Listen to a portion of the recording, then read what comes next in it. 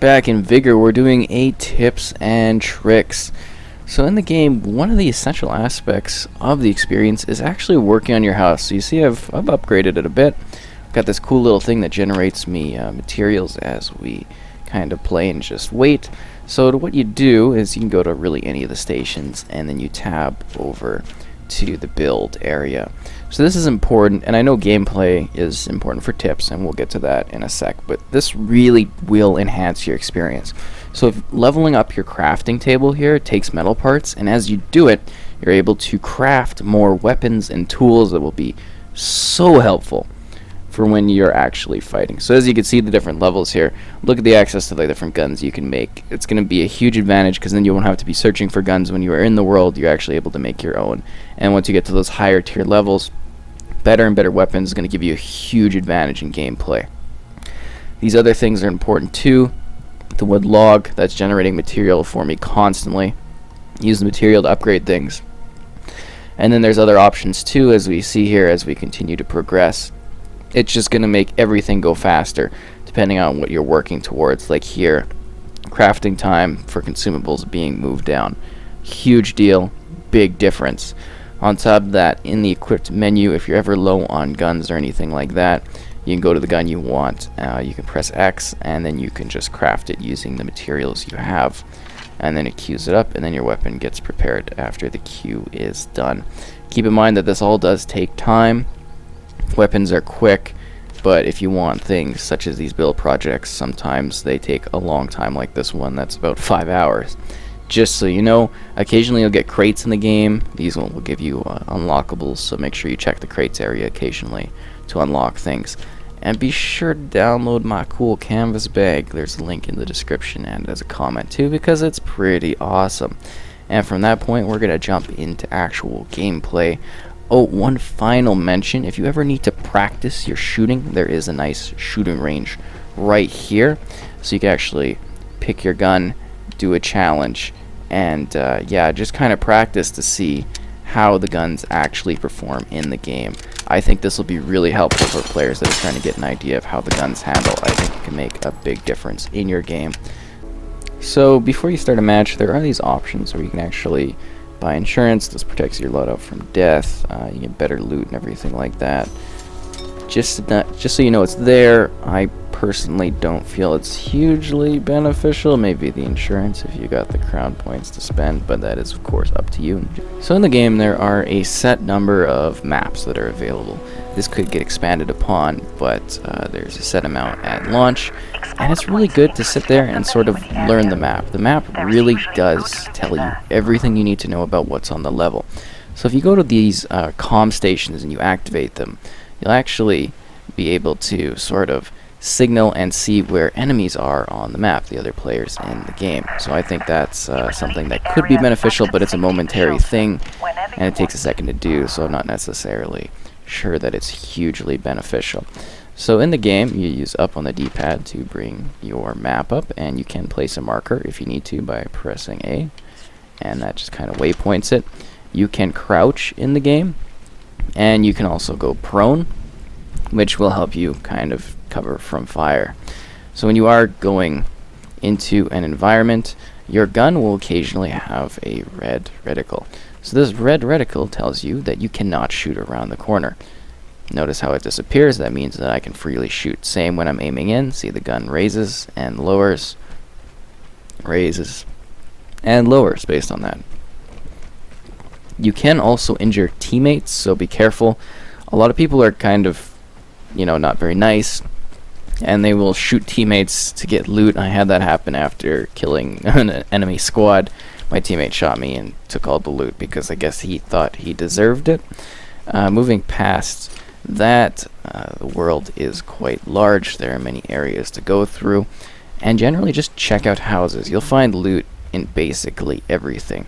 So it's best to sort of play maps a few times and then move towards the landmarks. So the landmarks are these sort of undiscovered or really discovered locations if you've been to them. That's where you're going to find you know, the best loot and how you're going to become familiar with the maps and what sort of loot you're going to get. Some areas, like there's this one train station, if you go to the core train yard, you'll actually find an area that always has ammo and always has gun parts. Cars usually have electronics and sometimes weapon parts, and it's really about learning the various elements of, just the map and getting an idea of each map and what it can provide for you, and then hitting those spots up. There's also a safe on every level, and the safe will give you extra bonuses. It does alert everyone in the game when you are opening a safe, so just be wary of that. And other teams will likely come after you to steal the loot, usually after the safe is opened, just because that's how things go. Same with the airdrop. It can be smart just to sit back, wait till someone else activates the airdrop, and then go in and charge. So I'm playing in duos right now. You can play it by yourself if you'd like to. I think that when you're first starting out, duos is actually a really good way to learn and kind of get in the game. It gives you a little bit of a support system. Now, they're not always helpful, but it is nice having somebody else there to give you a hand, because you know what, it can be an overwhelming and kind of hardcore experience. I mean, there's people shooting at you and stuff like that, so you got to be careful. I kind of run around with no care, but you can be tactical and everything like that, because it'll likely increase your longevity. But I like to get in fast. So as you're playing on the map, you'll see eventually an airdrop location, and this will be the area where the airdrop will go. Sometimes the airdrop, it does actually switch spots, and you'll see that circle indicator switches locations and goes somewhere else in the world, and that'll be where the airdrop is. You don't have to go after the airdrop, and that's the cool thing about this game, is you can get a full inventory of loot, be a complete pacifist, shoot nobody, do nothing, and just exit. And you exit by the orange locations. You do have to sit in them for about 10 seconds or so, and you may want to lay down or crouch or hide in there in order to be able to effectively survive and escape the map. And escaping means you get to keep all the loot that you've collected, the weapons, the guns, the resources, and the items, which is the goal of the game, because you want those resources to increase your house and therefore give you more access to better tools and weapons and so forth. And yeah, you don't actually have to be combative with people. You can just easily leave. The choice is completely up to you and how you want to handle things. You can be as intense or as easygoing as you want, which is kind of cool in my opinion. I don't know, it's something that's different. You can also get into the action and fight people, which will eventually be a situation that we'll get ourselves into. Remember that jumping off of even small, like second level stories and everything like that will cause quite a bit of damage, so you want to be careful with that. To do health-based things, you'll want to click on LB, and then you'll see a heal option show up based on if you have any sort of medical supplies. In the bottom right, that white bar is your health. So, yeah, you can actually monitor that to see, how much it's going to heal, because it'll show a green spot on your map of how much health it will actually heal when you use said medical item. You can also hold Y to have no item in your hand, and you can kind of move a little bit quicker, and then you just tap Y again to get back to it. You can tap Y to do a quick switch to your other weapon if you have it, and you can hold LB to switch what type of medical item you want to get to, and RB allows you to switch easily between the weapons that you have available on the map. Seems like this guy's just sort of following me. I'm going to put a waypoint down there so that we can go towards the the location. Again, you can exit out at any point. You don't have to exit with your partner if you're doing duos, so yeah, that's something to keep in mind. You don't necessarily have to stay in and help the guy. I mean, if he's your buddy, you might want to. It is nice when you work together and staying in close proximity. You're going to have a better chance of survival, just because there's power in numbers and other people are in a duo situation as well. So even a little drop kind of hurts my health. You notice below my health bar that there is a stamina bar, and that does kind of deplete. All you have to do is stand around and it actually goes back up pretty quickly. Yeah, other than that, I mean, the weathering doesn't really affect much.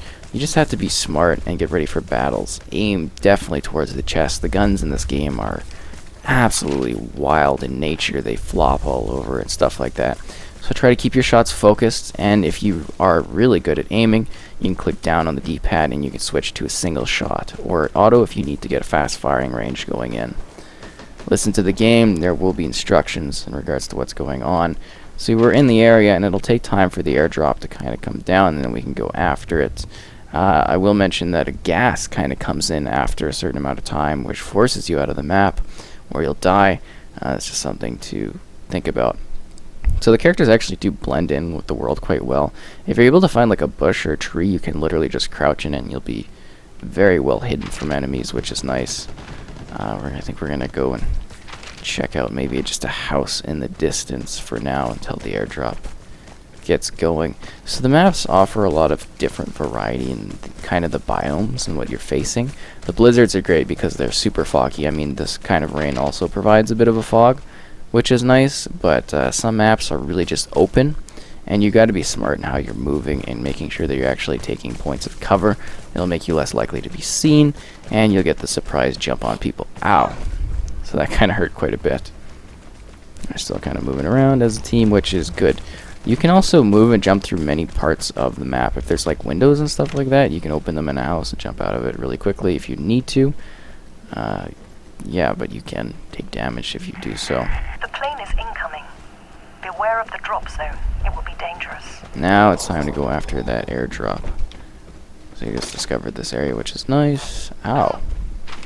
Really taking damage. And we're gonna have to be in here. I personally like to wait a few seconds, try to grab the air package, and then just like dodge out as fast as possible. I know different people have different strategies. So you can see the plane, hear it coming down, and you can watch the actual airdrop nestle down into the map, which is great. So you can see your teammate on the map too, which is good at any point. So we're seeing that the airdrop is coming down over there. So we're going to make a move towards it. It's a fairly simple sort of looting game. Again, you could leave at any point. You don't actually have to fight. Or you can just go in there and kill a bunch of people and steal their loot. So that's an easy way to do it. And it looks like the airdrop is going to be coming down here. Yeah. So again, the bush, very easy to kind of hide in, and it does cover you quite well, especially some of the deeper spots. It looks like our guy's really just running in there and going after it. So we're going to try to keep an eye open. As you can see, there's another enemy over there. Kind of hoping that maybe he's realizing that. Because some guys may have rifles, others will have shotguns. Shotguns are super powerful, so you want to keep your distance from them. Different weapons offer different things. So I'm going to assume that he took all of the loot. Yep. So I'm going to try to catch up to him, and it looks like we're going to escape as a bit of a squad, at least. That's the goal. Let's see, where are we? Yeah. Good, he seems to know where he's going. And we get to that orange marker, and then we're able to just easily get out of here. It looks like our teammate is being hunted down, so we should probably go help them. So you know, water is a bit glitchy in this game. That wasn't good.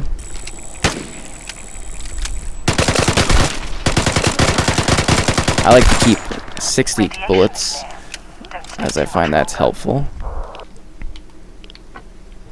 Crap. I think I might just want to grab the loot and leave. Oh, he's dead. Where's his loot at? Is it over here? I think it might be over here. If you do grab... No, it looks like it's sort of just gone. Can't find it. If you do have the loot in your hands, the care package loot, you are kind of indicated on the map. It's good to grab whatever you can for bodies. Try to fill up your inventory. There's not really much of a penalty for just holding on to a ton of crap.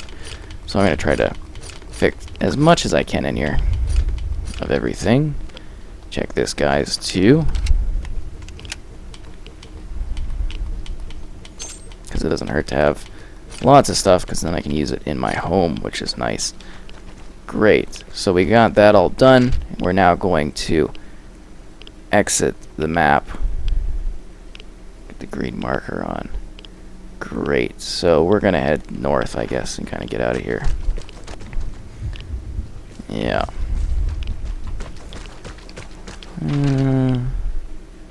Yeah, this is definitely the path to go. So you gotta be careful, other people are gonna try to kill you. It's a good time to use my heal mechanic. Yeah, let's get that going. And you can see how it's actually coming to effect, and it's gonna be hugely beneficial. Oh look, there's our guy. How you doing, man? I thought you died. To be honest, yeah. I really did think he died. But he let me do all the work so that he could get out. Is he going off that one exit? I'll do the exit at the far end. I don't care too much. Yeah, that's funny. Yeah, I thought it was the teammate that had died there. I guess I should have been paying attention, but I was kind of focused on killing the guys to save his life. Whatever. I like how he just ran away too, just like not at all helping. But I've got a full bit of loot. Hopefully I get out of here alright. And hopefully he does too. A good handshake, and we go on our ways as we continue to loot and, I don't know, enjoy the thrilling lifestyle of dying, possibly in Vigor. And that's basically, I think, a good set of tips and just kind of ideas for playing this game and understanding it better. Seeing how the stamina's going down, and then the threshold gets back up, and we can continue on our way. Yeah, I'm glad he was able to escape. It looks like hopefully I will be able to do the same here. Nice and easy. And then you leave in 10 seconds. I always suggest hiding somewhere safe, because people still can come in here and shoot your ass up, so, you know, be smart about it. Crawl down, and then leave.